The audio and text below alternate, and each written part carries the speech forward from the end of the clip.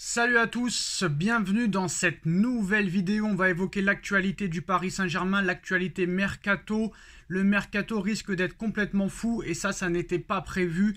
Les blessures s'enchaînent, les absences s'enchaînent. Comme vous le savez, Hakimi sera indisponible quelques semaines à cause de la Coupe d'Afrique des Nations. Et si le Maroc va en finale, le Paris Saint-Germain sera privé d'Achraf Hakimi pour les huitièmes de finale aller. Kang In Lee devrait revenir à temps pour les huitièmes, mais quoi qu'il en soit, ils seront indisponibles pendant plusieurs semaines.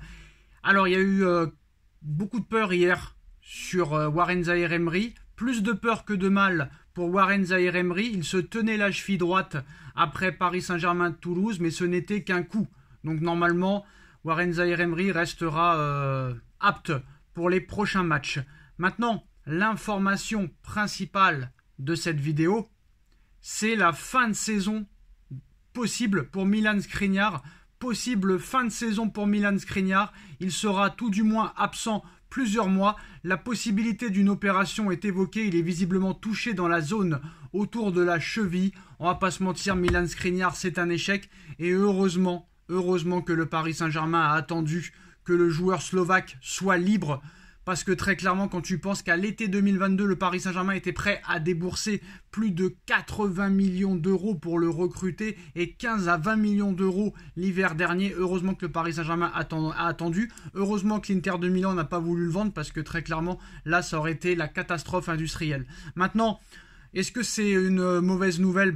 Je pense pas parce que Milan Skriniar n'est pas du tout au niveau depuis le début de saison. Est-ce que ça peut être un mal pour un bien pour le Paris Saint-Germain qui va devoir, quoi qu'il en soit, recruter en défense centrale, ça c'est sûr et certain, ou recruter très très vite un latéral gauche pour remettre Théo Hernandez dans l'axe, mais quoi qu'il en soit, le mercato du Paris Saint-Germain va être actif. Moscardo, à peine arrivé, déjà blessé. Il faut absolument un milieu de terrain. Il faut absolument un latéral gauche, ça c'est sûr et certain, et un défenseur central. Donc je pense qu'il faut absolument recruter minimum 3 joueurs cet hiver.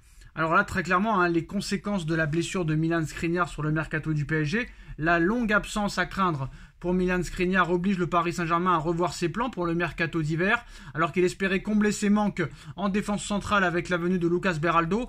Une petite sortie sur blessure aux conséquences bien plus graves, bien plus larges. Voilà à quoi pourraient ressembler les dernières informations sur Milan Skriniar, possiblement forfait pour plusieurs mois. Touché à la cheville hier lors de la victoire du Paris Saint-Germain sur Toulouse au Trophée des Champions, le Slovaque est sorti de lui-même du terrain. Certes, il avait la mine des mauvais jours, mais son remplacement par Lucas Beraldo, la toute nouvelle recrue du club, a vite redonné le sourire aux supporters. Déjà parce que le Brésilien, 20 ans, affichait un visage radieux, le grand sourire, on l'appelle le Joker, mais aussi parce que le Parc des Princes l'a accueilli très chaleureusement.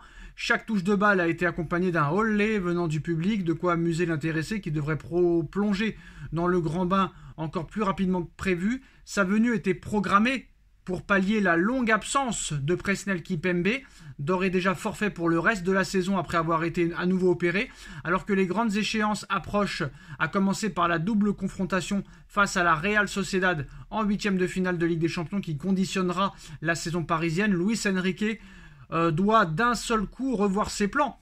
Sa charnière centrale est de nouveau à reconstruire. L'Espagnol n'a plus que 4 défenseurs centraux sous la main. Marquinhos, Danilo qui joue de manière irrégulière, 14 matchs toutes compétitions confondues depuis le début de la saison. Le nouvel arrivé Lucas Beraldo et Lucas Hernandez. À ne pas oublier que Mukiele peut jouer dans l'axe aussi, lequel a été recruté pour évoluer dans l'axe en attendant le retour de blessure de Nuno Mendes. Sauf que le Portugais a rapidement rechuté de ses soucis au ischio-jambier et a dû observer une nouvelle absence de 4 mois suite à son opération. Son retour est certes espéré pour le match aller contre la Real, mais il faudra des précautions d'usage pour ce joueur aussi talentueux que fragile. Alors, comprendre que Lucas Hernandez n'est pas disposé à prendre rapidement place en charnière centrale, d'autant que le staff médical est très vigilant avec lui. Il a tout de même été écarté des terrains pendant plus de 6 mois après avoir subi une rupture du ligament croisé en novembre 2022. Pour le ménager, Luis Enrique a lancé quelques idées, comme utiliser Nordi Mukiele à tous les postes de la défense, lui l'habituel latéral droit, preuve que la situation est indécise. Même le placardisé Layvin Kurzawa a eu droit à ses 8 minutes de jeu le 21 octobre dernier face à Strasbourg. On ne l'avait plus vu sous les couleurs parisiennes depuis le 1er août 2021.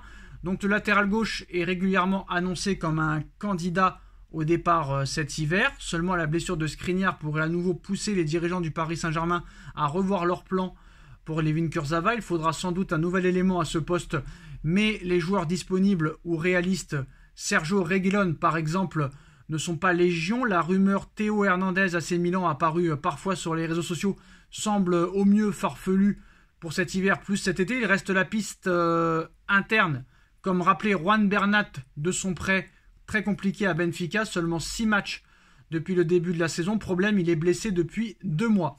Autre solution, il faudrait sortir un nouveau défenseur central. Le mieux serait alors de privilégier un prêt, avec ou sans option d'achat, pour éviter l'embouteillage une fois que tout ce petit monde sera remis sur pied. Cette fois, c'est la concurrence le souci. C'est un poste que pas mal de clubs, comme le Bayern ou le Real Madrid, souhaitent renforcer lors de ce mercato hivernal. En revanche, il y a l'embarras du choix avec des Varane, l'anglais, pour rester français, ou encore Scalvini de l'Atalanta Bergame, voire un Araujo, FC Barcelone. Mais là, il faudra mettre le prix après la contrariété autour de l'opération de Gabriel Moscardo, obligeant sans doute à bouger sur un milieu de terrain. Le mercato du Paris Saint-Germain ne manque pas de relance.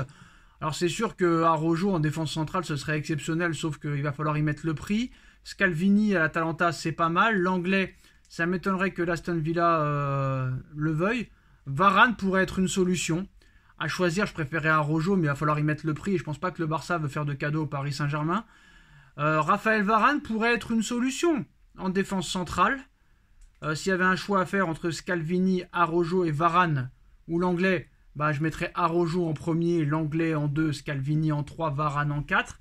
Est-ce que Varane peut se relancer au Paris Saint-Germain, sachant qu'il connaît bien les joueurs comme Mbappé, comme Mukiele, comme Théo Hernandez, comme Warren Zaïre-Emery, ou comme Randal Kolo Muani ou Ousmane Dembélé?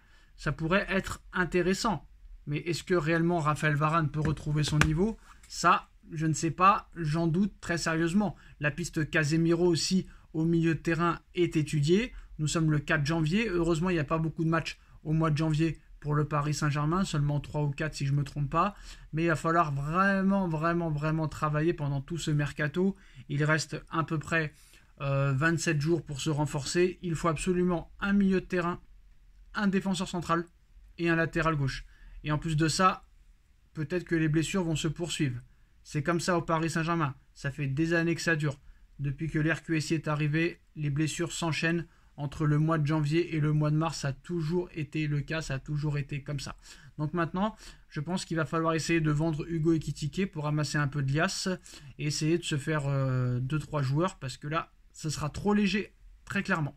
Voilà les postos, c'est la fin de cette vidéo. Dites-nous en commentaire ce que vous en pensez. On like, on partage, on commente, on s'abonne. Et on se retrouve très vite pour une nouvelle vidéo. Tchuss.